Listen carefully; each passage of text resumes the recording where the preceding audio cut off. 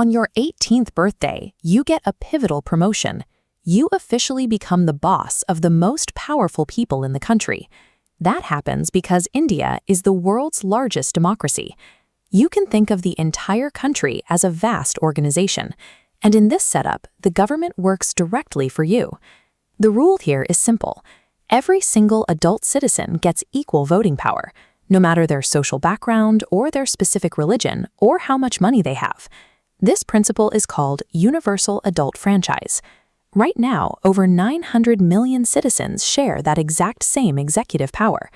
Because that power is divided equally among almost 1 billion people, there is no single permanent VIP running the show. Instead, the people hold the absolute authority to hire and fire their leaders. If the country is an organization, the company headquarters is the Parliament of India. This is the highest lawmaking body in the nation. The Parliament is officially split into 2 separate houses. The main department that citizens are directly responsible for staffing is called the Lok Sabha, which translates to the House of the People. During a general election, there are exactly 543 specific job openings available in the Lok Sabha. We call these positions Members of Parliament, or MPs. Every 5 years, the entire nation steps up to review the candidates and fill those 543 seats with capable employees who will run the government. The hiring season officially kicks off when an independent group called the Election Commission of India announces the election dates. Once those dates are set, the election campaigns begin. You can think of these campaigns as giant public job interviews. Politicians travel across the country, giving speeches and holding massive rallies to pitch their plans to the public. Different political parties, like the Bharatiya Janata Party, the Indian National Congress, or the Aam Aadmi Party, share their specific promises and explain how they plan to solve the country's problems. These campaigns give voters the evidence they need to evaluate their options, compare the promises, and decide who is actually qualified to handle the job.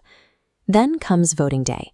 This is the moment citizens officially make their hiring decisions by visiting local polling booths near their homes. Reaching every single voter is an extraordinary logistical challenge. Election officials will travel across deserts, hike through dense forests, and even ride elephants to bring voting equipment to remote voters. At the booth, your name is checked against the official voter list, and your finger is marked with a dark ink that will not wash off easily, keeping the process secure. Then, you cast your vote using this device, an electronic voting machine, or EVM. It displays the names and symbols of the candidates, and you simply press the button next to your choice. Right next to it is a secondary machine called the VVPAT. When you vote, it briefly displays a printed paper slip with your chosen candidate's symbol, confirming your digital choice was recorded correctly. That monumental logistical effort and secure technology exists for one simple reason. Collecting every single decision from every single citizen is an absolute necessity. After voting ends, all the EVMs are sealed and taken to secure counting centers. There, the votes are carefully tallied to find the candidate who received the highest number of votes in each specific area. This grid represents the 543 seats in the Lok Sabha.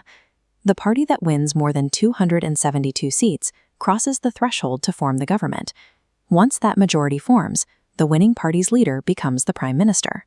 Simply put, the team that successfully earns the confidence of the majority of the citizens is awarded the final contract to lead. Think about what would happen if you hired a team to run your business, but you never checked in on their work. They probably wouldn't stay focused for very long. That is why we hold elections every 5 years.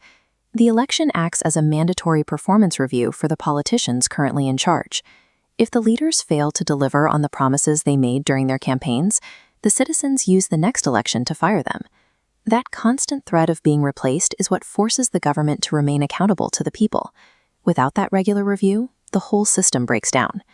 As students, you are the future voters and leaders of India. Very soon, you will step into the role of the ultimate boss. Sometimes people wonder if one single vote actually matters among millions. But history shows that candidates have won or lost entire elections by a margin of just a few votes. Every single voice moves the needle. Democracy only remains strong when its citizens actively and wisely participate in the process. It requires you to pay attention, evaluate the candidates, and make an informed choice. Your vote is a right you are born with, but more importantly, it is a duty you carry for the future of your country.